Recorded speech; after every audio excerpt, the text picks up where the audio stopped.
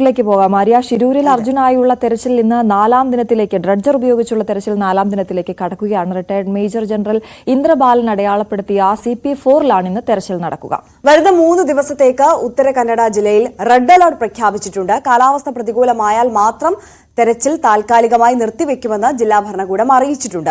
അർജുന്റെ ലോറിയുടെ കാര്യമായ ഭാഗങ്ങളൊന്നും ലഭിക്കാത്ത സാഹചര്യത്തിൽ വലിയ കേടുപാടുകളൊന്നും സംഭവിച്ചിട്ടുണ്ടാകില്ല എന്ന നിഗമനത്തിലാണ് ദൌത്യസംഘം. വിവരങ്ങളുമായി KV ബൈജു നമുക്കൊപ്പം ചേരുകയാണ്. Baiju, very good morning.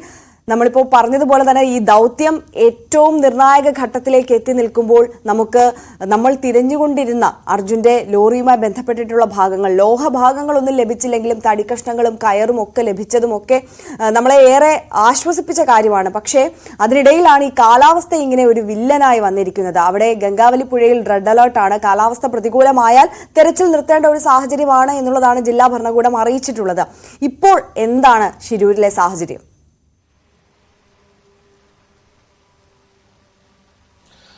Arya, Aswathy, good morning. പക്ഷേ ഉത്തര കന്നഡ ജില്ലയിൽ അത്ര നല്ല പ്രഭാതമല്ല. രാവിലെ തന്നെ മഴ തുടങ്ങിയിട്ടുണ്ട്. ഇന്നലെയാണ് ഇത്തരത്തിൽ 3 ദിവസത്തേക്ക്, അതായത് വരുന്ന 3 ദിവസത്തേക്ക് റെഡ് അലർട്ട് പ്രഖ്യാപിച്ചിട്ടുള്ളത്. അതുകൊണ്ട് തന്നെ ഇന്ന് തിരച്ചിൽ വലിയ ദുഷ്കരമായിരിക്കും. അപ്പോഴും ജില്ലാ ഭരണകൂടം കുടുംബങ്ങൾക്ക് ഇന്നലെ ഒരു ഉറപ്പ് നൽകിയിട്ടുണ്ട്. ഏതെങ്കിലും തരത്തിൽ ഈ തിരച്ചിൽ അവസാനിപ്പിക്കില്ല, അർജുനെയും ലോറിയെയും കണ്ടെത്താൻ കഴിയും, അതുവരെ ഈ തിരച്ചിൽ തുടരും എന്ന് തന്നെയാണ് ഉറപ്പ് നൽകിയത്. ഏതായാലും ആ ഉറപ്പിന്മേൽ, ആ വിശ്വാസത്തിന്മേലാണ് ഇപ്പോൾ കുടുംബവുമുള്ളത്. ഏതായാലും ശക്തമായ മഴയുണ്ടാകാനുള്ള ഒരു സൂചന തന്നെയാണ് നമുക്കിപ്പോൾ ഈ രാവിലെയും ഇപ്പോൾ ഇവിടെ നിന്നും കാണാൻ സാധിക്കുന്നത്. ഇന്ന് സൂചിപ്പിച്ചതുപോലെ തന്നെ CP4 കേന്ദ്രീകരിച്ചാണ് ഇന്നത്തെ തെരച്ചിൽ. ഏതായാലും കഴിഞ്ഞ ദിവസങ്ങളിലൊന്നും CP4-ൽ കാര്യമായ തെരച്ചിൽ നടത്തിയിട്ടില്ല. അവിടെയാണ് ഇന്ദ്രബാൽ, അദ്ദേഹം അത്തരത്തിൽ ഈ റഡാർ പരിശോധനയിൽ, ഐബോർഡ് ഉപയോഗിച്ചുള്ള റഡാർ പരിശോധനയിൽ ലോറിയുടെ വലിയ ലോഹ സാന്നിധ്യം കണ്ടെത്തിയത്. CP1-ഉം 2-ഉം 3-യും അത് പൂർണ്ണമായും തെരച്ചിൽ നടത്തി കഴിഞ്ഞു. ഇനി CP4 ആണ്. അത് നിർണായകമായ തെരച്ചിലായിരിക്കും ഇന്നുണ്ടാകുക. ലോറി എന്തായാലും കണ്ടെത്താൻ കഴിയുമെന്ന വലിയ പ്രതീക്ഷ ഈ ദൌത്യസംഘം വെച്ചു പുലർത്തുന്നുണ്ട്. അതുതന്നെയാണ് ഇന്നലെ കാർവാർ MLA-യും കുടുംബത്തിന് ഉറപ്പ് നൽകിയത്. മാധ്യമ വാർത്താ സമ്മേളനത്തിലും അദ്ദേഹം അത് തന്നെയാണ് പറഞ്ഞത്. ഇപ്പോൾ ഡ്രഡ്ജർ ഉപയോഗിച്ചുള്ള തിരച്ചിൽ, അത് തീർച്ചയായും അതിൽ വിശ്വാസമുണ്ട്, അതിൽ വിജയം കണ്ടെത്താൻ കഴിയും എന്ന് തന്നെയാണ് അവർ ആത്മവിശ്വാസം പ്രകടിപ്പിച്ചത്. എന്തായാലും ഇന്നത്തെ തെരച്ചിൽ അതുകൊണ്ട് തന്നെ വളരെ നിർണായകമാണ്. ഇന്ദ്രബാൽ, അദ്ദേഹം നേരിട്ടെത്തി, അദ്ദേഹത്തിന്റെ മേൽനോട്ടത്തിലാണ് ഇന്ന് തിരച്ചിൽ നടത്തുന്നത് എന്ന പ്രത്യേകത കൂടി ഈ 4ാം ദിനത്തിലുണ്ട്. ഇത് അവസാന ദൌത്യമാണ്. ഏതെങ്കിലും കാരണവശാൽ ഈ തെരച്ചിൽ നിർത്തിവെച്ചാൽ പിന്നീട് അർജുനായോ അല്ലെങ്കിൽ അർജുന്റെ ലോറിക്കായോ കന്നഡികരായ മറ്റ് 2 ലോകേഷും ജഗന്നാഥിനും വേണ്ടിയുള്ള തെരച്ചിലോ ഇനി ഉണ്ടാകില്ല. അത് ഇനി ആ കാണാമറത്ത് തന്നെയായിരിക്കും അർജുൻ. പക്ഷേ അങ്ങനെ ഒരു സാഹചര്യം ഉണ്ടാകാതിരിക്കട്ടെ, അങ്ങനെ ഉണ്ടാകില്ല എന്ന് തന്നെയാണ് ജില്ലാ ഭരണകൂടം ഇപ്പോഴും വ്യക്തമാക്കുന്നത്. എന്നാലും 3 ദിവസത്തേക്കാണ് റെഡ് അലർട്ട് ഉള്ളത്. രാവിലെ മുതൽ തന്നെ കാലാവസ്ഥാ മുന്നറിയിപ്പ് പോലെ മഴ ആരംഭിച്ചിട്ടുണ്ട്. ഇരുണ്ട കാലാവസ്ഥയാണ്. ഏതായാലും വലിയ മഴ അത്തരത്തിൽ മഴ വന്നാൽ മാത്രമേ തിരച്ചിൽ താൽക്കാലികമായി നിർത്തിവെക്കൂ. അതായത് ഇന്ന് മഴയുണ്ടെങ്കിൽ ഇന്നത്തേക്ക് നിർത്തിവെക്കും, പക്ഷേ നാളെ നല്ല കാലാവസ്ഥ ഉണ്ടെങ്കിൽ നാളെ തുടരും. അല്ലാതെ നേരത്തെ പോലെ അനിശ്ചിതകാലത്തേക്ക് നിർത്തിവെക്കുന്ന ഒരു സാഹചര്യമില്ല. കാരണം നമുക്കറിയാം, ഈ ഡ്രഡ്ജർ കടൽ കടന്ന്, ഈ പുഴ കടന്ന്, ഇത്തരത്തിൽ അഴിമുഖമൊക്കെ കടന്ന് ഗംഗാവലി പുഴയിലെത്താൻ 38 മണിക്കൂറാണ് എടുത്തത്. 1 കോടി രൂപയോളം ചെലവഴിച്ച് നമുക്കറിയാം എത്രത്തോളം ആ കുടുംബം ഇതിന് പിന്നാലെ നിന്നു, മാധ്യമങ്ങൾ ഇതിന് പിന്നാലെ നിന്നു. അതിനുശേഷമാണ് ഈ ഡ്രഡ്ജർ അങ്ങോട്ടേക്ക് എത്തിക്കുന്നതും നമുക്കൊരു പ്രതീക്ഷ എന്ന വണ്ണം തെരച്ചിൽ ആരംഭിക്കുന്നതും. ഇപ്പോൾ ബൈജു പറഞ്ഞതുപോലെ ഇതിവിടെ അവസാനിപ്പിക്കുകയാണെങ്കിൽ പിന്നീടൊരു തെരച്ചിൽ അത് ഉണ്ടാകില്ല എന്ന് തന്നെ നമ്മൾ കരുതേണ്ടി വരും. അതുകൊണ്ട് ഈ സമ്മർദ്ദം ചെലുത്തുക അല്ലെങ്കിൽ അത് ഡ്രഡ്ജർ അവിടെ തന്നെ തുടരാനുള്ള സാഹചര്യമൊക്കെ എത്രത്തോളമാണ് ബൈജു?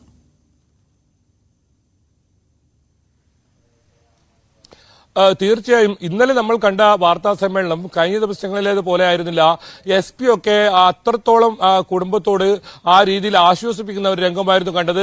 SP കഴിഞ്ഞ തവണയൊക്കെ നമുക്കറിയാം വലിയ വിവാദമുണ്ടാക്കിയ SP ആണ്. പക്ഷേ അദ്ദേഹം ഇന്നലെ പെരുമാറിയ രീതി അങ്ങനെയായിരുന്നില്ല. കുടുംബത്തിനെ അത്രത്തോളം ചേർത്ത് വെക്കുന്ന രീതിയിലായിരുന്നു അദ്ദേഹത്തിന്റെ പെരുമാറ്റം. അദ്ദേഹം തന്നെ പറയുന്നുണ്ടായിരുന്നു, ഈ തെരച്ചിൽ എന്ത് വന്നാലും നിർത്തിവെക്കില്ല, നമുക്ക് അർജുനെ കണ്ടെത്തണം, അതുപോലെ തന്നെ കന്നഡികരായി ഞാൻ നേരത്തെ സൂചിപ്പിച്ചതുപോലെ തന്നെ ലോകേഷിനെയും ജഗന്നാഥിനെയും കണ്ടെത്തണം, അതിനായുള്ള തെരച്ചിൽ നിർത്തിവെക്കില്ല. 10 ദിവസമല്ല 12 ദിവസം എടുത്താലും തിരച്ചിൽ തുടരും.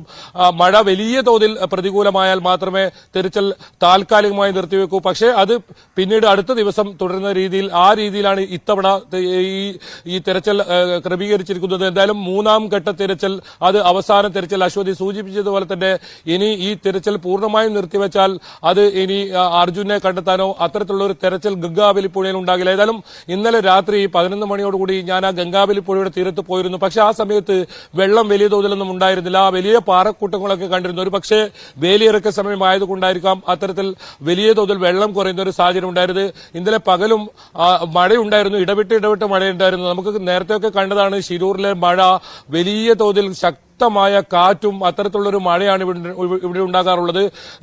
കഴിഞ്ഞ ദിവസങ്ങൾ വലിയ വെയിലാണെങ്കിൽ ഇപ്പോൾ ആ കാലാവസ്ഥ പൂർണ്ണമായും മാറിയിരിക്കുന്നു. മഴ ഒരു കാലാവസ്ഥ തന്നെയാണ്. ഏതായാലും ഇന്ന് നേവി സജീവമായി ഉണ്ടാകും. ഇന്ദ്രപാൽ അദ്ദേഹം കൂടി ഇന്ന് മേൽനോട്ടം വഹിക്കുന്നതുകൊണ്ട് തന്നെ SDRF-ഉം NDRF-ഉം ഒക്കെ ഉണ്ടാകും. ഏതായാലും ഒരു 9 മണിയോടുകൂടി മാത്രമേ ഇന്ന് തെരച്ചിൽ ആരംഭിക്കൂ.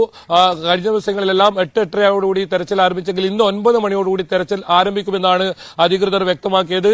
ഡ്രഡ്ജർ ഉപയോഗിച്ച് CP4-ലെ മുഴുവൻ മണ്ണും ആ മരങ്ങളും ഒക്കെ മാറ്റേണ്ടതുണ്ട്. ഇത് വളരെ ദുഷ്കരമായ ഒരു പ്രവൃത്തിയാണെന്നുള്ളത്. കാരണം ആ ലക്ഷ്മണന്റെ ചായക്കടയിലെ വലിയ ആൽമരം, ആ ആൽമരം ഉള്ളത് CP4-ലാണ്.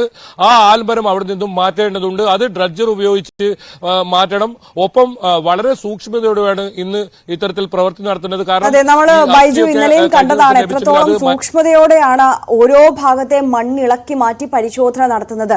എന്തെങ്കിലും ഒരു പൊട്ടും പൊടിയോ എങ്കിലും അർജുനിലേക്കോ മറ്റു 2 പേരിലേക്കോ എത്തുന്നതിന് വേണ്ടി സഹായിക്കുമോ എന്നുള്ള സൂക്ഷ്മമായ പരിശോധനയാണ് അവിടെ നടക്കുന്നത്. ഇന്നലെ നമുക്ക് ലഭിച്ച വസ്തുക്കൾ അത് എത്രത്തോളം നമ്മുടെ ഈ തെരച്ചിലിനെയും അന്വേഷണത്തെയും ഒക്കെ സ്വാധീനിക്കുന്ന, അതിൽ എത്രത്തോളം നിർണായകമായ വസ്തുക്കളാണ് ഇന്നലത്തെ തെരച്ചിലിൽ നമുക്ക് ലഭ്യമായത്?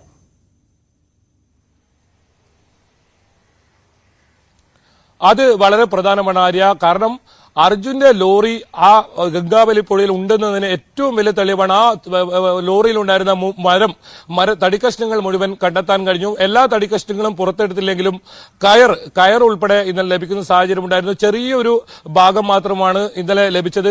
ഏതായാലും ഈ വലിയ തോതിലുള്ള ഈ അർജുന്റെ വാഹനത്തിന്റെ ഭാഗങ്ങളൊന്നും തന്നെ ഇതുവരെ കണ്ടെത്താനായിട്ടില്ല. അത് തന്നെയാണ് വലിയ ആശ്വാസം കുടുംബം പറയുന്നത്. കാരണം ലോറി വലിയ തോതിൽ കേടുപാട് സംഭവിച്ചിട്ടുണ്ടാകില്ല. നമുക്ക് ആ ടാങ്കറിന്റെ ലോറിയുടെ ഓരോ ഭാഗങ്ങൾ നമുക്ക് ലഭിച്ചത് കണ്ടാൽ മനസ്സിലാകും. അത്രത്തോളം വലിയ ആഘാതമാണ് ആ ടാങ്കർ ലോറിക്കുണ്ടായത്. ആ ടാങ്കർ ലോറിയുടെ 4 ചക്രങ്ങൾ, അതായത് പിൻവശത്തെ ചക്രങ്ങളാണ് ഇന്നലെ ലഭിച്ചത്. ഒരു പക്ഷേ വലിയ പ്രതീക്ഷ ആ ചക്രങ്ങൾ മുകളിലോട്ട് ഉയർത്തുമ്പോൾ ഉണ്ടായിരുന്നു. അത് അർജുന്റെ ലോറിയുടേതാണെന്ന് വരെ ഉണ്ടായിരുന്നു. പക്ഷേ അത് ടാങ്കർ ലോറിയുടേതാണെന്ന് പിന്നീട് സ്ഥിരീകരിച്ചു. ഏതായാലും ഇതുവരെ കാര്യമായി ലഭിച്ചത് ടാങ്കർ ലോറിയുടെ പല ഭാഗങ്ങളാണ്, സ്റ്റിയറിംഗ് ഉൾപ്പെടെയുള്ള ഭാഗങ്ങളാണ് കഴിഞ്ഞ ദിവസങ്ങളിലെല്ലാം ലഭിച്ചത്. അർജുന്റെ ലോറിയുടെ കാര്യപ്പെട്ട ഏതെങ്കിലും ഭാഗങ്ങൾ ലഭിച്ചിട്ടില്ല. പക്ഷേ ചെറിയ സൂചനകൾ അർജുന്റെ ലോറിയുടെ ഗംഗാവലി പുഴയിൽ നിന്നും ലഭിച്ചിട്ടുണ്ട്. അത് തന്നെയാണ് പ്രതീക്ഷയേകുന്നത്. ഇനി CP4 ഇന്ന് നിർണായകമാണ്. കാരണം CP1-ലും 2-ലും 3-ലും മുഴുവൻ തെരച്ചിൽ നടത്തിയിട്ടും ലോറിയുടെ ഏതെങ്കിലും കാര്യമായ ഭാഗം കണ്ടെത്താത്തതുകൊണ്ട് ഇന്ദ്രപാൽ അടയാളപ്പെടുത്തിയ CP4 അത് വളരെ പ്രധാനമാണ്. CP4-ലാണ് വലിയ ലോഹഭാഗം കണ്ടെത്തിയത്. അവിടെയാണ് ഈ അർജുന്റെ ലോറി ഉണ്ടെന്ന് അദ്ദേഹം കണ്ടെത്തിയത്. ആ വാർത്ത തന്നെയാണ് അന്ന് ന്യൂസ് 8-നും എക്സ്ക്ലൂസീവായി അന്ന് പുറത്തുവിട്ടത്. ആ പരിശോധനയിൽ ലോറിയുടെ സാന്നിധ്യം കണ്ടെത്തിയെന്ന് ആ മേഖലകൾ കേന്ദ്രീകരിച്ചാണ് ഇന്നത്തെ തെരച്ചിൽ എന്നതാണ് ഏറ്റവും പ്രധാനം. ഏതായാലും ജില്ലാ ഭരണകൂടം, ജില്ലാ കലക്ടർ ഉൾപ്പെടെയുള്ളവർ 10 മണിയോടുകൂടി എത്തും. ഇന്നത്തെ തെരച്ചിലിൽ ഏകോപകരമുണ്ട്. കഴിഞ്ഞ 3 ദിവസങ്ങളിൽ നമ്മൾ കണ്ടത് ഏകോപനക്കുറവ് വലിയ തോതിൽ ഇവിടെ ഉണ്ടായിരുന്നു. ഏത് രീതിയിലാണ് തെരച്ചിൽ നടത്തുന്നത് സംബന്ധിച്ച് നിർദ്ദേശം നൽകാൻ കാര്യമായി ഉദ്യോഗസ്ഥർ ഒന്നും തന്നെ ഉണ്ടായിരുന്നില്ല. ഇന്ന് അത് ഇന്ദ്രപാൽ അദ്ദേഹം ഏറ്റെടുക്കുകയാണ്. ഇന്നലെയും അദ്ദേഹം അത് പറഞ്ഞു. അദ്ദേഹം മാർക്ക് ചെയ്ത പ്രദേശം കൃത്യമായി കാണിച്ചു കൊടുക്കും. ഏതായാലും ഐബോർഡോ അല്ലെങ്കിൽ റഡാറോ ഒക്കെ ഉപയോഗിച്ചുള്ള ഒരു പരിശോധന തൽക്കാലം ആലോചിക്കുന്നില്ല.